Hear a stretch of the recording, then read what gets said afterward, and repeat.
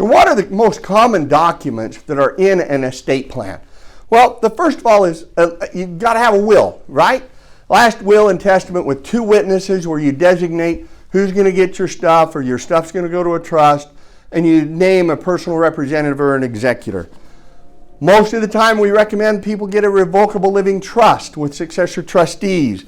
This is what will avoid probate. You won't have to do probate or any of that kind of stuff. You name who's going to take over and manage things when you're done. There's a lot of flexibility in things other than what a will might have. The other thing a revocable trust can do is a great tool for dealing with blended families, second marriages, those kind of things.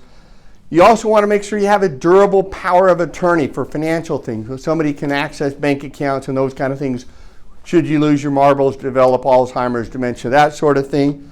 We always include an advanced health care directive and a living will, basically giving someone access to your medical information and be able to make medical decisions in the event you can't. Also including the pull the plug document, the instructions on a do not resuscitate, sometimes called the DNR. That's what that advanced healthcare directive is.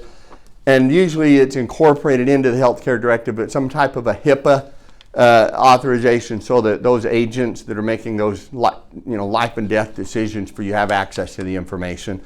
We also, in our practice, will always do the deed to your home, make sure your home is in the trust so the trust is actually funded, which is a critical thing about dealing with a trust. So those deeds will be in a good estate plan. So anyway, those are the things you should have for most people. 80-90% of people should have those documents at the very least.